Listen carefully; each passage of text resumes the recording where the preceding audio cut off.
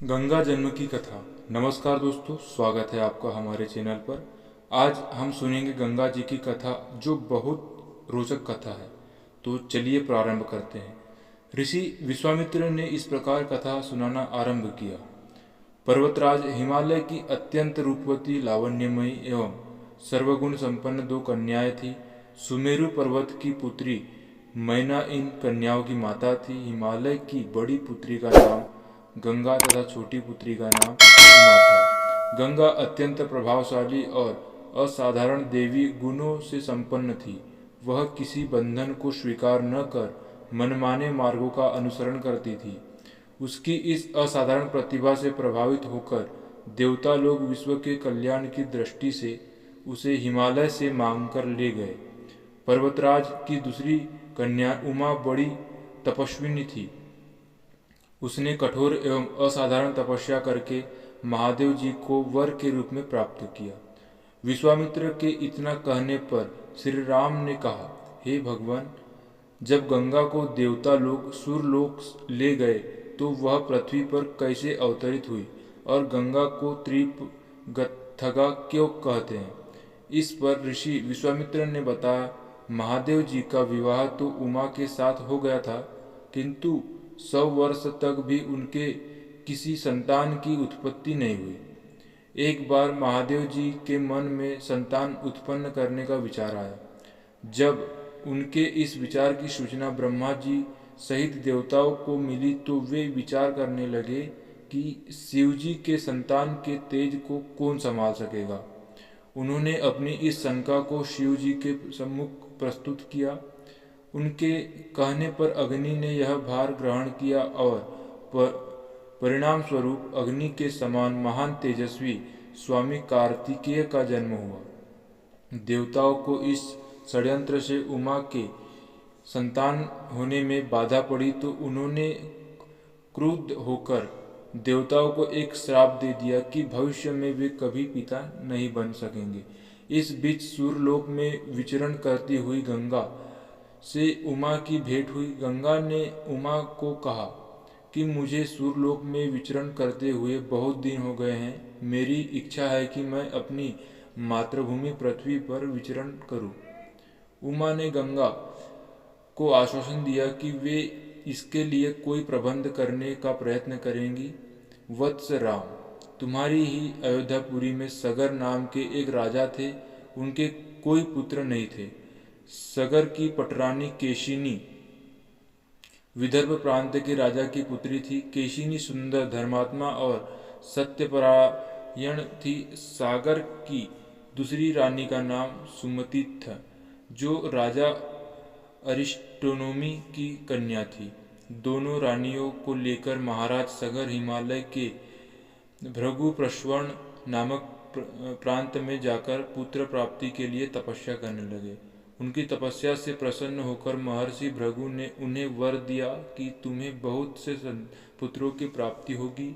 दोनों रानियों में से एक का केवल एक ही पुत्र होगा, जो कि वंश को बढ़ाएगा, और दूसरी के 60,000 पुत्र होंगे। कौन सी रानी कितने पुत्र चाहती है, इसका निर्णय वे स्वयं आपस में मिलकर कर लें। केशिनी ने वंश को बढ़ाने वाले एक पुत्र की कामना की और गरुड़ की बहन सुमति ने 60,000 पुत्र बलवान पुत्रों की।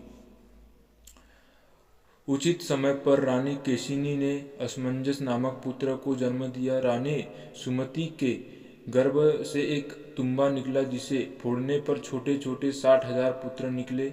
उन सबका पालन पोषण घी के घड़ों में रखकर किया गया।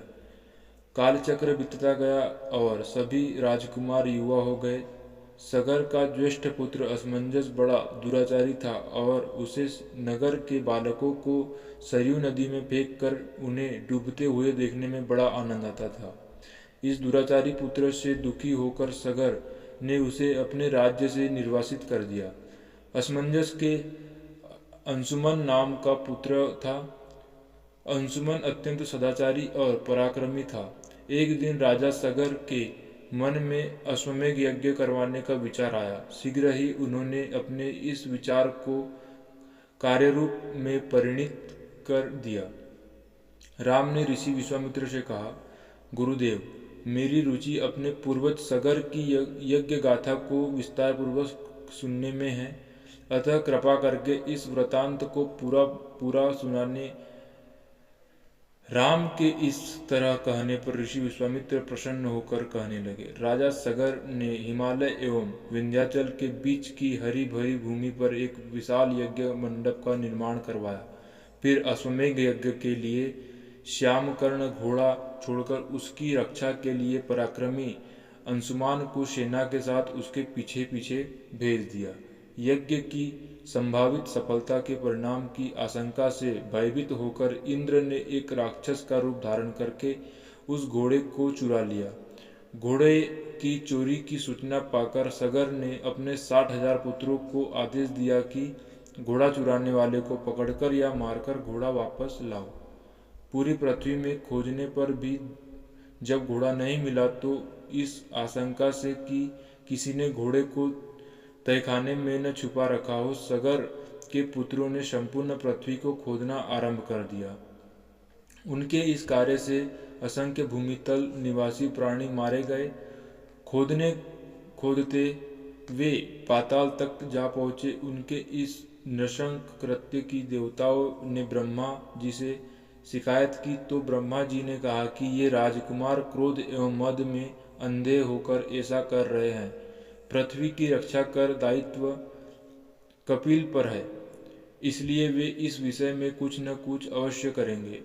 पूरी पृथ्वी को खोदने के बाद भी जब घोड़ा और उसको चुराने वाला चोर नहीं मिला तो निराश होकर राजकुमारों ने इसकी सूचना अपने पिता को दी। रुष्ट होकर सगर ने आदेश दिया कि घोड़े को पाताल में जाकर ढूंढो।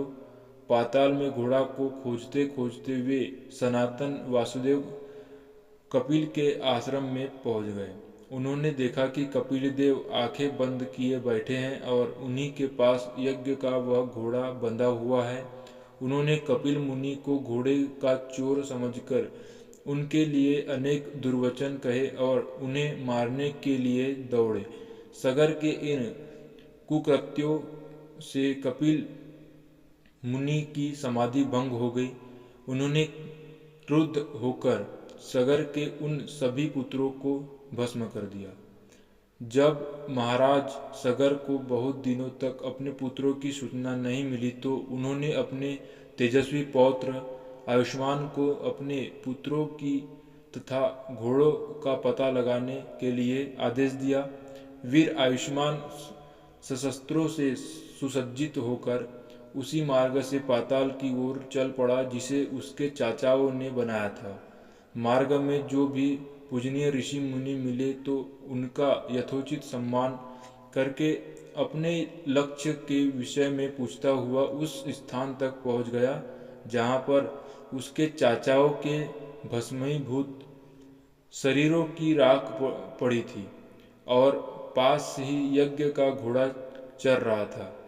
अपने चाचाओं के भस्मीभूत शरीरों को खोद देखकर उसे बहुत दुख हुआ। उसने उसका तर्पण करने के लिए जलाशय की खोज की, किंतु उसे कहीं जलाशय दिखाई नहीं पड़ा। तभी उसकी दृष्टि अपने चाचाओं के मामा गरुड़ पर पड़ी। उन्हें सादर प्रणाम कर अंशुमन ने पूछा कि बाबा जी, मैं इनका तर्पण करना चाहता हूँ। पास में यदि कोई सरोवर हो तो कृपा करके उसका पता बताइए। यदि आप इनकी मृत्यु के विषय में कुछ जानते हैं तो वह भी मुझे बताने की कृपा करें। गरुड़ जी ने बताया कि किस प्रकार उसके चाचाओं ने कपिल मुनि के साथ उदंड व्यवहार किया था, जिसके कारण कपिल मुनि ने उन सबको भस्म कर दिया। इसके पश्चात गरुड़ जी ने आयुष्मान से कहा कि ये सब अलौकिक शक्ति वाले दिव्य पुरुष के द्वारा भस्म किए गए हैं, अतः लौकिक जल से तर्पण करने से इनका उद्धार नहीं होगा। केवल हिमालय की ज्येष्ठ पुत्री गंगा के जल से ही तर्पण करने पर इनका उद्धार संभव है। अब तुम घोड़े को लेकर वापस चले जाओ जिससे कि तुम्हारे पितामह का यज्ञ पूर्ण हो सके। गरुड़ जी की आज्ञानुसार आयुष्मान वापस अयोध्या पहुंच गए और अपने पितामह को सारा वृतांत सुनाया। महाराज सगर ने दुखी मन से यज्ञ पूरा किया। वे अपने पुत्रों के उद्धार करने के लिए गंगा को पृथ्वी पर लाना चाहते थे, पर ऐसा करने के लिए उन्हें कोई भी युक्ति न सूझी। थोड़ा रुककर ऋषि विश्वामित्र कहे, महाराज सगर के देहांत के पश्चात अंशुमान बड़ी न्यायप्रियता के साथ शासन करने लगे। अंशुमान के परम प्रतापी पुत्र दिलीप हुए।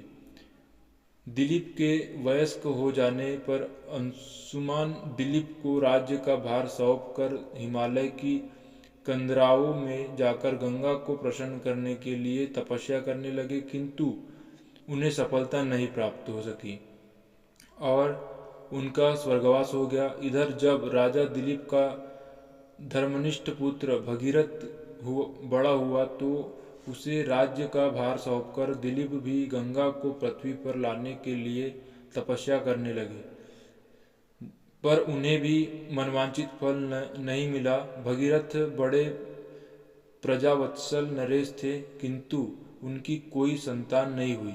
इस पर वे अपने राज्य का भार मंत्रियों को सौंपकर स्वयं गंगावतरण के लिए गोकर्ण नामक तीर्थ पर जाकर कठोर तपस्या करने लगे। उनकी अभूतपूर्व तपस्या से प्रसन्न होकर ब्रह्मा जी ने उन्हें वर मांगने के लिए कहा।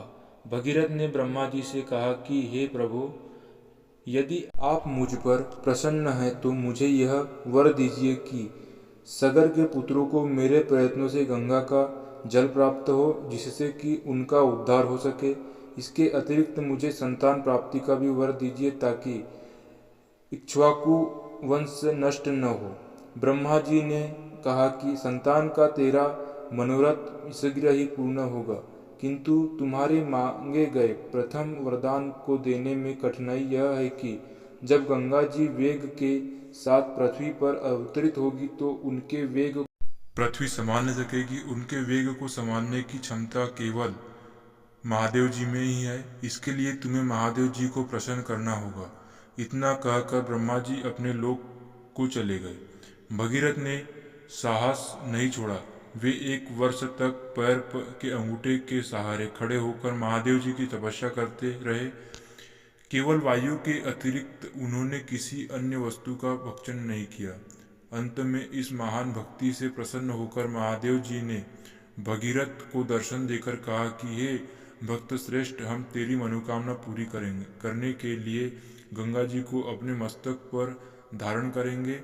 इसकी सूचना पाकर विवश होकर गंगा जी को सूर्यलोक का परित्याग करना पड़ा। उस समय वे सूर्यलोक से कहीं जाना नहीं चाहती थी, इसलिए वे यह विचार करके कि मैं अपने प्रचंड वेग से शिव जी के बहाकर पाताल लोक ले जाऊंगी, वे भयानक वेग से शिव जी के सिर पर अवतरित हुई। गंगा के इस वेगपूर्ण अवतरण से उनका अहंकार शिव जी से छुपा न रहा। महादेव जी ने गंगा की वेगवती धाराओं को अपने जटायु में उलझा लिया। गंगा जी अपने समस्त प्रयत्नों के बाद भी महादेव जी के जटाओं से बाहर न निकल सकी। गंगा जी को इस प्रकार शिव की जटाओं में विलीन होते देख भगीरथ ने फिर शंकर जी की तपस्या की। भगीरथ ने इस तपस्या से प्रसन्न होकर भगवान शंकर ने गंगा जी को हिमालय पर्वत पर स्थित बिंदुसार में छोड़ा। छूटते ही गंगा जी 7 धाराओं में बढ़ गई। गंगा जी की 3 धाराएं हैदिनी, पावनी और नलिनी पूर्व की ओर प्रवाहित हुई। सुचक्षु, सीता और सिंधु नाम की 3 धाराएं पश्चिम की ओर बही और 7वीं धारा महाराज भगीरथ के पीछे पीछे चली। जिधर जिधर भगीरथ जाते थे उधर उधर ही गंगा जी जाती थी। स्थान स्थान पर देव, यक्ष, किन्नर, ऋषि मुनि आदि उनके स्वागत के लिए एकत्रित हो रहे थे। जो भी उस जल का स्पर्श करता था भव बाधाओं से मुक्त हो जाता था। चलते चलते गंगा जी उस स्थान पर पहुंची जहां ऋषि जन्यु यज्ञ कर रहे थे। गंगा जी अपने वेग से उनके यज्ञशाला को संपूर्ण सामग्री के साथ बहाकर ले जाने लगी। इससे ऋषि को बहुत क्रोध आया और उन्होंने क्रुद्ध होकर गंगा का सारा जल पी लिया। यह देखकर समस्त ऋषि मुनियों को बड़ा विस्मय हुआ और वे गंगा जी को मुक्त करने के लिए उनकी स्तुति करने लगे। उनकी स्तुति से प्रसन्न होकर जन्यू ऋषि ने गंगा जी को अपने कानों से निकाल दिया और उन्हें अपनी पुत्री के रूप में स्वीकार कर लिया।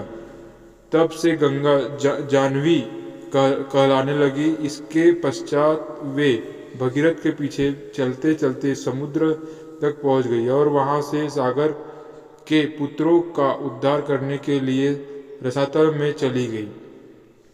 उनके जल के स्पर्श से भस्मीभूत हुए सागर के पुत्र निष्पाप होकर स्वर्ग गए। उस दिन से गंगा के 3 नाम हुए, त्रिपथगा, जानवी और भगीरथी। अगर आपको यह कथा पसंद आई हो तो इसे लाइक करें और अपने दोस्तों और परिवार के साथ शेयर जरूर करें और हमारे अपने चैनल द स्पिरिचुअल प्राइम को सब्सक्राइब करना ना भूलें। जय श्री राम। धन्यवाद। जय गंगा माता।